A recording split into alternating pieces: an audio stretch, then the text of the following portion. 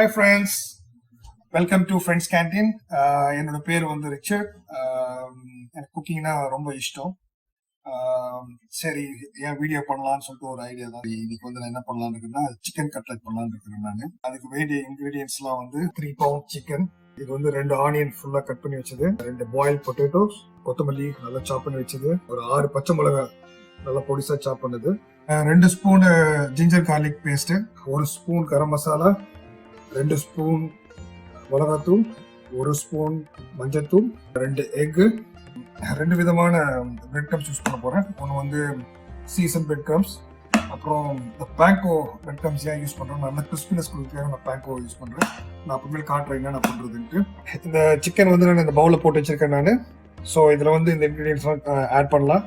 முதல்ல நான் onion add பண்றேன், கொத்தமல்லி ஆட் பண்றேன் நான், அப்புறம் இந்த பச்சை மிளகாய் ஆட் பண்றேன் நான். இந்த பொட்டேட்டோ வந்து நான் மேஷ் பண்ணணும், நல்லா மேஷ் பண்ணுங்க. இது எனக்கு கட்டியாக இருந்தேன்னா சாப்பிடும் போது இதுதான் நல்லா இருக்காது. ஸோ நல்லா மேஷ் பண்ணுறேன். ஓகே, நல்லா மேஷ் பண்ணியாச்சு.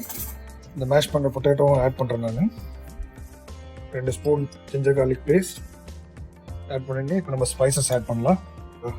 மஞ்சத்தூள், கரம் மசாலா, மிளகாய் பொடி, இதெல்லாம் போட்ட அப்புறம் நல்லா மிக்ஸ் பண்ணிங்க. இதெல்லாம் கலந்த அப்புறமேல எவ்வளோ தேவையோ அதுக்கேற்ற உப்பு போட்டுங்க. அது வந்து சின்ன ஸ்பூனில் ஒரு 4 ஸ்பூன் உப்பு போடுறேன் நான். நல்லா மிக்ஸ் பண்ணுங்க. நம்ம எல்லாம் மிக்ஸ் பண்ண அப்புறமேல இப்போ அடுத்த ஸ்டெப் போலவா. ஓகே, இந்த எக்கு வந்து நல்லா எல்லாம் பீட் பண்ணி வச்சுருக்கேன். இது வந்து சீசன் பிரெட் க்ரம்ஸ், இது வந்து பேங்கோ பிரெட் க்ரம்ஸ். ஸோ நான் வந்து இப்போ இன்னும் எப்படி பண்ணலாம் அப்படின்னு காட்டுறேன் நான். ஸோ இது மாதிரி சின்ன உண்டையை பிடிச்சிக்கலாம். இந்த எக்கில் டிப் பண்ணிட்டு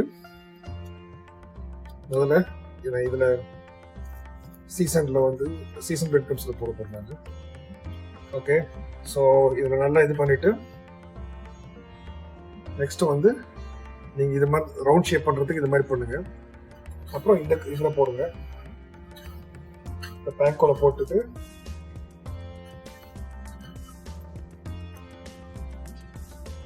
ஓகே. நான் இன்னும் ஆயில் யூஸ் பண்ணுறேன்னா ஆலிவ் ஆயில் யூஸ் பண்ணிக்கிறேன் நான். நம்ம ஷாலோ ஃப்ரை பண்ண போகிறோம். ஸோ அதனால் ஒரு மீடியம் ஹீட்டில் நம்ம வந்து இது போட போகிறோம். இது நல்லா ஹீட் ஆகிடுச்சு. ஸோ போடும்போது வேணால் நீங்கள் ஷேப் நல்லா பண்ணுற மாதிரி பண்ணி போடலாம்.